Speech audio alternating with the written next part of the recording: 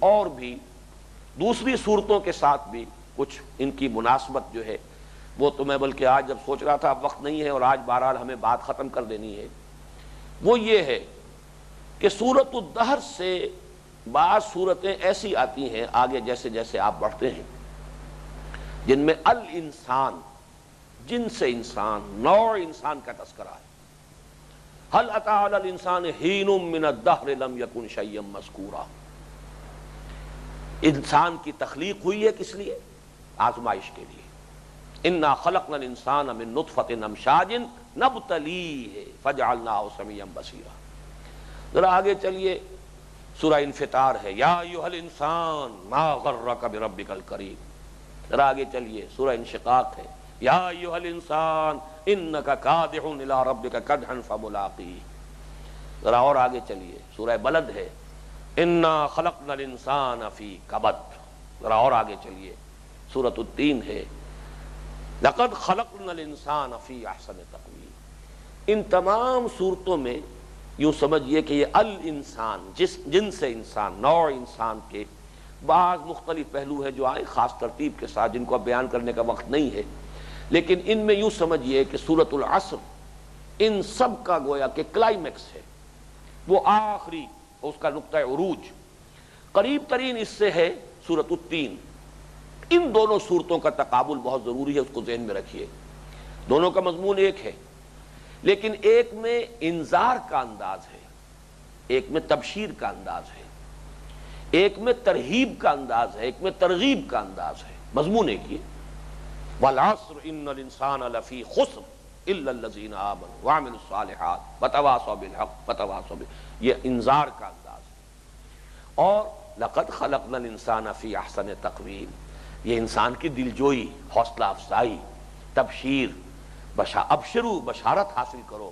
تمہیں ہم نے بڑی اعلیٰ تخلیق پر پیدا کیا۔ ہاں یہ بھی صحیح ہے کہ پھر انسان پستی میں گر جاتا ہے، لیکن ہمت کرے۔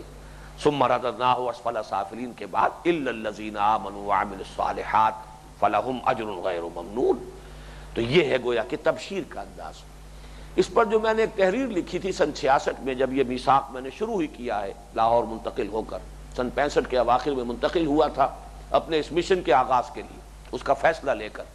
سن 66 میں میثاق میں نے پھر جاری کیا ہے، جو بند ہو گیا تھا، مولانا اصلاحی صاحب نے شروع کیا تھا لیکن غالباً 2 سال سے بند تھا۔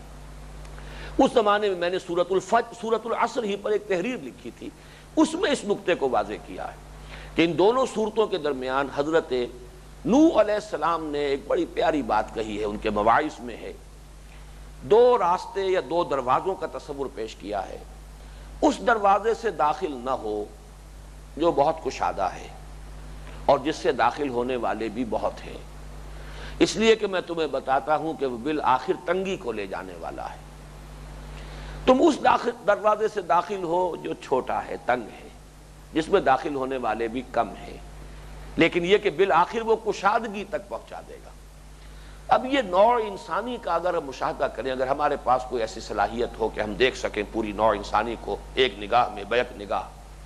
تو انسانوں کی عظیم اکثریت جو ہے وہ تو اسی رخ پر ہے، الہاکم التکاثر حتی زرتم المقابر کلا سوف تعلمون ثم کلا سوف تعلمون۔ حقیر سی خواہشات ہیں، دنیا ہی دنیا کی مطلوب ہے، پھر اس دنیا کی طلب میں تکاثر اور بہتات کے حصول کے لیے کوئی اسکروپلز نہیں، کوئی قوانین نہیں، کوئی اخلاقی ضوابط نہیں، مائٹ از رائٹ، جہاں داؤ لگ جائے لگا لو، جہاں ہاتھ پڑ جائے ڈال لو، یہ سارا قاعدہ، یہ ہے وہ راستہ جس پر چلنے والے بہت ہیں، لیکن یہ راستہ بالآخر تنگی کو لے جائے گا۔ فَسَنُيَسِّرُهُ لِلْعُسْرَىٰ، یہ راستہ وہ ہے جو تنگی کو لے جائے گا۔ اس راستے سے داخل نہ ہو، بظاہر کشادہ ہے، آسانی ہے، اس میں کوئی اس میں اندیشے نہیں، کوئی خطرات نہیں، بہت سے لوگ ہیں جو چل رہے ہیں، پوری نوع انسانی کی اکثریت اسی راستے پر رواں دواں ہے، لیکن بالآخر وہ خسران کی طرف لے جانے والا ہے۔ والعصر ان الانسان لفی خسر۔ یوں سمجھیے سورۃ العصر کا ارتکاز جو ہے اس کی روشنی کا، جیسے ٹارچ ہو اور آپ ان دونوں کو علیحدہ علیحدہ سے نمایاں کرنا چاہیں تو سورۃ العصر کی ٹارچ جو ہے وہ مرکوز ہے ان لوگوں پر، عظیم اکثریت جو تباہی اور بربادی کی طرف بگٹٹ دوڑ رہی ہے، لیکن ایک راستہ چھوٹا بھی ہے، انہی میں کچھ لوگ ہیں گلے سرسبز نسل انسانی کے، نوع انسانی کے، ان کے لیے گواہی میں بھی پیش کیے گئے تو چند افراد، دیکھو ہمارے بندے نوح کو جو کبھی جبل تین پر دعوت و تبلیغ کا فریضہ سر انجام دے رہا تھا، کبھی تصور کرو ہمارے بندے عیسیٰ کا جو جبل زیتون پر اپنے واس کہہ رہا تھا، تصور کرو ہمارے اس بندے موسیٰ کا جو سینا پر و طور سینین پر جو کبھی ہم سے ہم کلام تھا، اور ہمارے اس بندے کو دیکھو محمد کو صلی اللہ علیہ وسلم جو حاذا البلد الامین کے اندر تکلیفیں جھیل رہا ہے، سختیاں برداشت کر رہا ہے تواصی بالحق کے لیے۔ یہ گواہ ہیں اس پر انا خلقنا الانسان فی احسن تقویم۔ یہ ہے گویا کہ ارتکاز، وہ چند لوگ جو معدود چند ہیں اس راستے سے جو تنگ ہے، جس میں داخل ہونے والے بہت کم ہیں، لیکن بالآخر یہ راستہ ہے جو فلاح کو لے جائے گا۔ اس روشنی کا ارتکاز ہے سورۃ التین۔ سورۃ التین کا جو روشنی کا ارتکاز ہے وہ اس راستے پر ہے۔ تو گویا کہ سورۃ التین میں تبشیر کا پہلو، دلجوئی حوصلہ افزائی کا پہلو ہے، یا جسے ہم ترغیب کہیں گے، اور سورۃ العصر میں ترہیب ہے، والعصر ان الانسان لفی خسر۔ قاعدہ کلیہ جو ہے وہ تباہی اور بربادی کا ہے، استثناء ہے لوگوں کا بچ جانا۔ اور الا الذین آمنوا وعملوا الصالحات وتواصوا بالحق وتواصوا بالصبر، یہ چار کڑی شرطیں پوری کرنا آسان کام نہیں ہے۔ گویا کہ کامیابی استثنائی شے ہے، ناکامی در حقیقت ہے کہ جو قاعدہ کلیہ ہے۔ تو یہ تقابل سورۃ التین کا اور سورۃ العصر کا، اسی حوالے سے نوٹ کیجئے، بڑا پیارا نکتہ ہے یہ۔ قرآن مجید میں اکثر و بیشتر ایمان اور عمل صالح، ایمان اور عمل صالح دو ہی الفاظ آتے ہیں، یہاں اور سختی کو نمایاں کیا گیا ہے۔ یہ انذار کا پہلو ہے کہ اسی عمل کا جو مشکل تر پہلو ہے اسے اور نکال کر واضح کر دیا گیا کہ عمل صالح کو کہیں صرف اپنی انفرادی نیکی نہ سمجھ بیٹھنا، چونکہ تواصی بالحق بھی تو عمل ہی ہے، صبر بھی تو ایک عمل ہی کا پہلو ہے۔ تو گویا کہ اصلاً تو وہ شامل ہے عمل صالح کے اندر، دعوت، تبلیغ، اللہ تعالیٰ کے دین کی نشر و اشاعت، یہ بھی تو عمل صالح ہے۔ لیکن اس عمل صالح کے اندر سے جو اس کے مشکل تر جو مضمرات ہیں، جو اس کے نتائج ہیں، ان کو نمایاں کیا گیا۔ جان لو چھٹکارا نہیں ملے گا جب تک کہ ایمان اور عمل صالح کے ساتھ تواصی بالحق اور تواصی بالصبر بھی شامل نہ ہو۔ یہ گویا کہ اس کے انذار کو اور نمایاں کرنے والی بات، تاکہ بات پوری طریقے سے کان کھول کر سنا دیا جائے کہ فوز و فلاح کے اگر امیدوار بنتے ہو تو یہ چار شرائط ہیں۔ اب وقت نہیں ہے لیکن پھر بھی میں صرف اشارہ کر رہا ہوں، کل میں نے عشاء کی نماز میں اسی لیے سورۃ البلد پڑھی تھی۔ سورۃ البلد میں مقسم علیہ کیا ہے؟ تین قسمیں ہیں، لا اقسم بہذا البلد، تین آیات قسموں پر مشتمل، وانت حل بہذا البلد ووالد وما ولد لقد خلقنا الانسان فی کبد۔ اس کی مشابہت ہو گئی ان الانسان لفی خسر سے، یہ میں کل عرض کر چکا ہوں، خسران انسانی کا اور انسان کی المیہ اور حزنیہ کا یہ پہلا حصہ ہے۔ لیکن یہ کہ آخر میں بالکل قرآن مجید میں یہ دو ہی صورتیں جس میں تواصو اس طرح آیا ہے، وَتَوَاصَوْا بِالصَّبْرِ وَتَوَاصَوْا بِالْمَرْحَمَةِ، یہاں پر صبر کی وصیت پہلے لائی گئی ہے اور مرحمہ کی وصیت بعد میں لائی گئی۔ جیسے کہ عمل صالح کا ذکر پہلے کیا گیا، ایمان کا ذکر بعد میں آیا۔ فَكُّ رَقَبَةٍ أَوْ إِطْعَامٌ فِي يَوْمٍ ذِي مَسْغَبَةٍ يَتِيمًا ذَا مَقْرَبَةٍ أَوْ مِسْكِينًا ذَا مَتْرَبَةٍ ثُمَّ كَانَ مِنَ الَّذِينَ آمَنُوا وَتَوَاصَوْا بِالصَّبْرِ وَتَوَاصَوْا بِالْمَرْحَمَةِ۔ گویا کہ صبر کو یہاں مقدم کیا گیا، مرحمہ رحم، ایک دوسرے کے اوپر رحم کھانا، ایک دوسرے کی تکلیفوں کو بانٹنا، ایک دوسرے کے مصائب جو ہیں ان میں ان کی مدد کرنا، ان کی خدمت کرنا، یہ مرحمہ ہے۔ یہ گویا کہ تواصی بالحق، لوگوں کو خیر کی تلقین کرنا، یہ اس کی جگہ پر آیا۔ ان دونوں صورتوں کو بھی اگر جوڑیں گے تو ان کے مضامین کے اندر تقابل کریں گے تو بہت گہرا ربط ہے۔ اب آخری بات عرض کر رہا ہوں،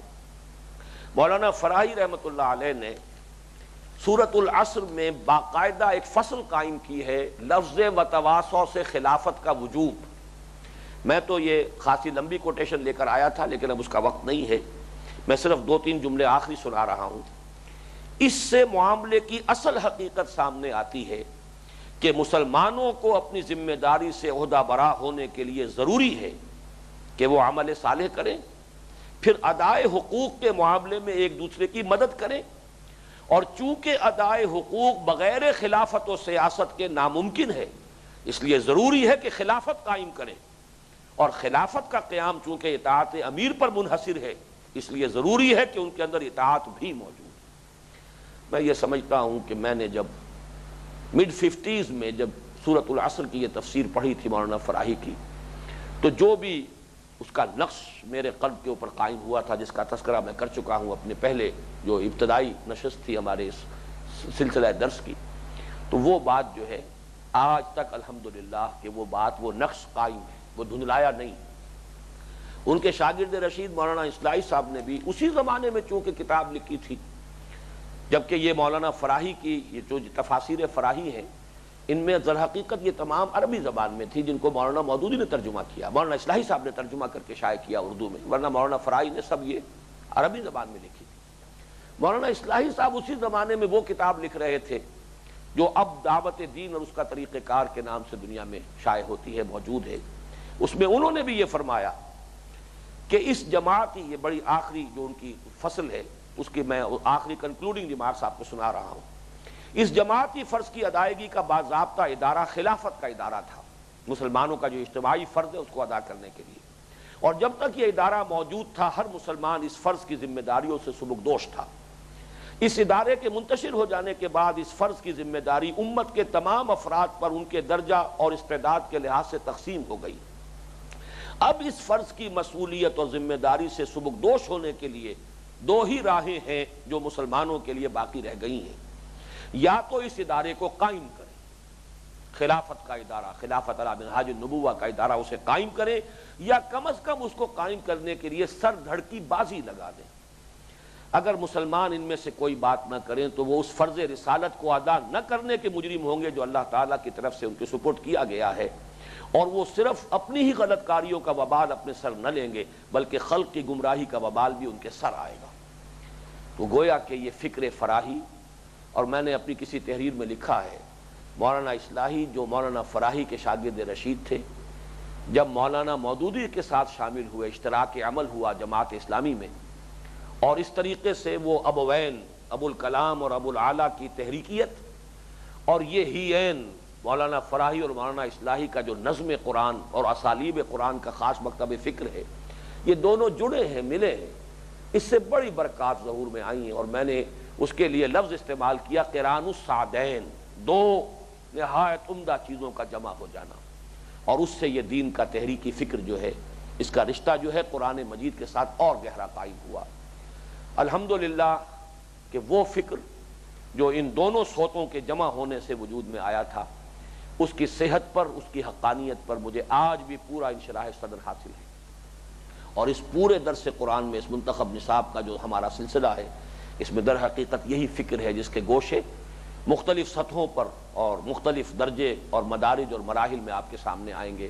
اللہ تعالی ہمیں توفیق دے کہ دین کے اصل تقاضوں کو ہم سمجھیں اور ان کو ادا کرنے کا عزم مصمم کر کے کمر ہمت کس لیں، آغاز کریں، اور تاخیر و تعویق کے ہتھ کنڈے جو ہیں شیطان کے، انہیں ہم غیر مؤثر بنا دیں، اور اپنے جد و جہد کا، جہاد زندگانی کا اور تواصی بالحق